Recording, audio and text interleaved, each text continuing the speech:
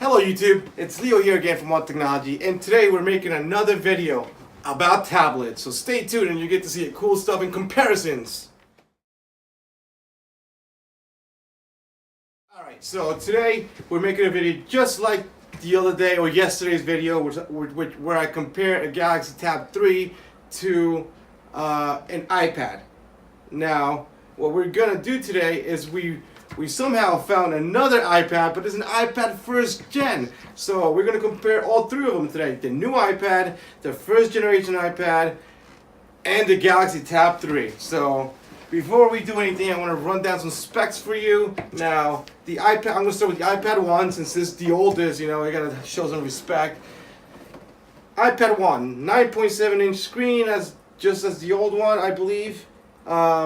It's got resolution of 1024 by 768, pretty standard, just like your old computer back in the day with the big old monitor. You probably had this resolution 1024 by 768. Now it does come with Bluetooth, Wi-Fi, it's 1 gigahertz A4 chip for processing, you know, everything.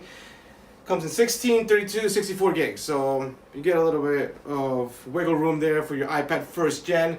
And now let's move on to the new iPad. The new iPad is obviously a big step forward in technology. Everything's new on it. You get it's not, I don't want to say 4K resolution on it, but I believe it's what they call the something QHD, which is like resolution is like 2048 by 1536. So it falls right under the 4K thing, but it is a Retina display, so anything you put on this iPad looks beautiful. It's got the Touch ID, which is something new that you didn't see in the first generation, obviously. Now, it's got only a 1.2 megapixel camera in the front, 8 megapixel in the back. I guess FaceTime is alright on it, not too crazy, but it is something new that you never saw on iPad until whatever, I think it's iPad 2 with the camera. So the iPad 1 is missing the camera. Now, the Galaxy Tab is actually the Galaxy Tab came out just around the same time as the first iPad, I guess a year afterwards or something. And the specs kind of are a little weaker on the point that it has a 600 by 1024 resolution on it. It does have dual band Wi-Fi. It's got a 3.5 megapixel camera in the back because I guess, you know, it takes pictures. 1.3 megapixel in the front, which is alright, I guess, for this standard of computing tablet era. But now I just want to run a couple tests on it and see how they put up with each other. Now let's go back to the home page and all of them and see today in 2019 how these bad boys handle the internet. Unfortunately, for the first generation iPad, you can't. I guess you can put Chrome in there somehow, but I tried. It was taking forever. So we're just gonna try Safari because it is what it comes with natively. So it should handle it in the best way. So on the iPad 6th generation that I have here, I do have Chrome on that. Obviously, I have Chrome on the Samsung because it runs Android. Now this whole tapping and see how fast they are. Well, I'm gonna open up Google on Safari and then Google on Chrome on each of the other ones, just to see what kind of experience you get. And obviously, I think I might already have preloader on them because they turn out quite quick. So let me just reset Chrome on all of them. That way I can actually get something going on here. And I don't think Safari is going to Google for some reason. It's going to Yahoo Mail. Kaylin. And for some reason I typed in mail instead of Google. So google.com. But how do I set this as my main page? Because this is running iOS 9.3. That's alright, we'll just leave it like this anyway. Because I'm going to run another test, which is going to be the speed test to see how much speed we're getting. So you can see they all load up Google pretty, you know, decently. Oh, even though the Galaxy Tab 3 took quite a while. Let's see how fast the new iPad goes. So we open here, we open Chrome. Really fast. Now this one is already open, so I want to see what happens when you just open Safari and how long it takes for you to get somewhere. Alright, load it up. Oh, it went right to Google again. And it actually not that bad at all. It actually went pretty on par with the Tab 3, so I guess today we can still use this iPad. Let's say no thanks here. Now, what I did want to see is run another test on the speed and see what kind of speeds we're getting on these devices. I'm going to start with the new iPad and see what we come up with, and then that could be our bar as far as testing the other ones.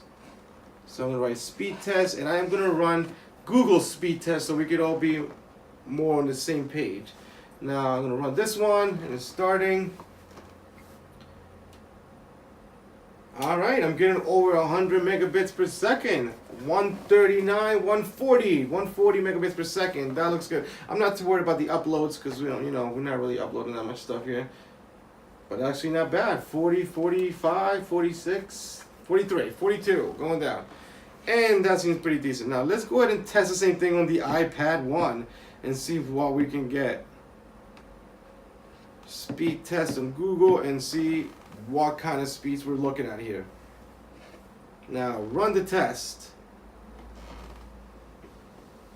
Now you gotta remember, in my office here we're running a 250 megabit per second connection, which is just your standard business line internet package.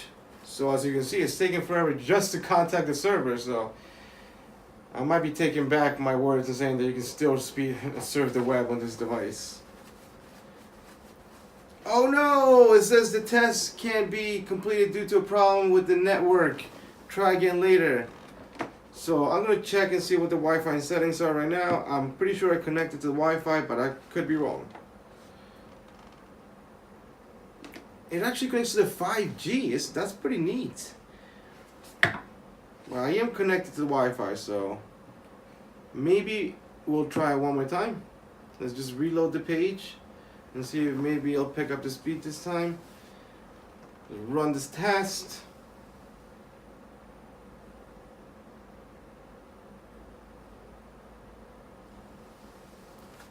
Okay, we're not getting anything. But I have a second solution. Maybe we'll just use another website as opposed to Google's test. Ookla. I'm sure everybody's run into that at one point or another when you were testing your speed.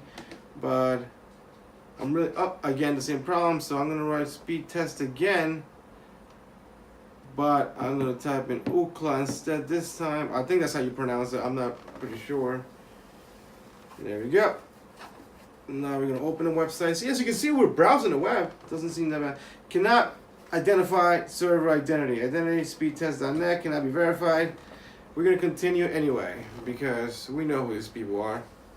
I hope it doesn't prompt me to go on the App Store and download the app because we already tried downloading an app and it was a bit brutal. So far, obviously, the iPad 6 is winning. Let's go ahead and see what we can do with the Tab 3. Let's put this one side by side now with the iPad because the iPad 1 is really letting us down. So we're going to go back to speed test. We already did this in our last video, but we're going to run it again one more time and see what happens here. Run speed test. Oh, right off the bat, it's hurting. As you can see, the iPad 6th generation obviously is more optimized to today's standards and technology when it comes to Wi-Fi and internet and protocols and all that stuff. So on this one we get 141. On the Tab 3 we get 6.1, which is not terrible because if you see it as a cell phone device kind of thing, that wouldn't be terrible. I've been in places where you don't even get 1 megabit, so things could still run. Alright, so back on the iPad 1, we're still getting nothing here, so we're just going to go see if we can get back to Google. But I mean, at least Google is running.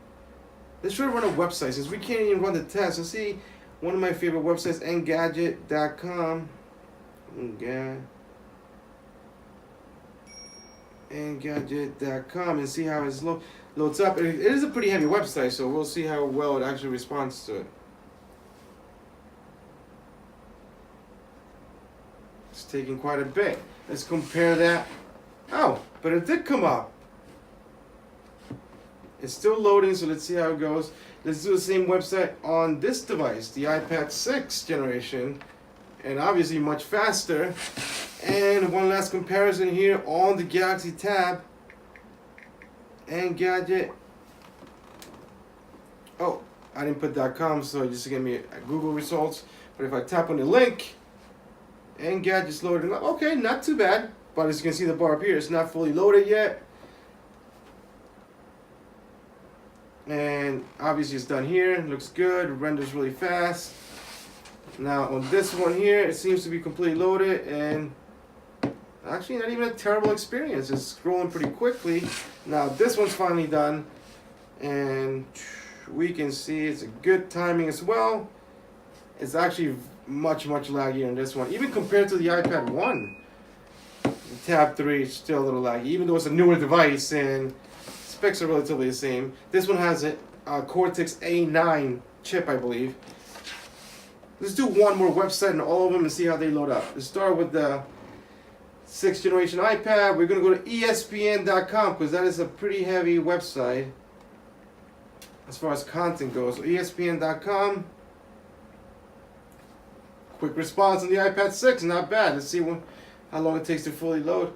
Oh, and it looks like it's done. Pretty good. Let's run over to the iPad 1.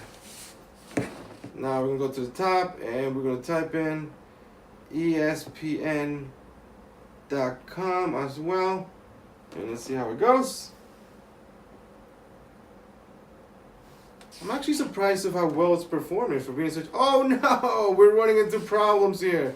Your iPad 1 must not be compatible. The Safari must not be compatible with, I guess, HTML or something, HTML5. But we get nothing here. So let's go to our last device. Galaxy Tab 3. And we're going to put ESPN.com. And we're going to go. Alright, okay, at least it loaded up. It looks pretty much the same layout too, so it looks like it's giving us a good... Oh, you actually can see more on the Galaxy Tab, as you can see. Even though we're both using Chrome here, on the Galaxy Tab you get to see more on the left-hand side. Like for menus and stuff like that. That's very interesting. That's very interesting to me. And as you can see, it loaded up fast. Response is pretty good. Alright, and that's it. I think that's going to be it for today's test. I just want to give you a quick rundown on the tablets we find here and how they work with today's demands. Now, if you like this video, if you enjoyed the content, please hit the like button. If you loved it, you can subscribe. You can get to see more of my videos. Now, tomorrow we're coming up with a new video because it's that time of the month when I get to upgrade my side phone. So we're going to go from the LG Stylo 4 to something new, whatever Walmart has available, or Best Buy for that matter. So stay tuned so you get to see videos on that as well. So again, thank you very much for tuning in and have a great day.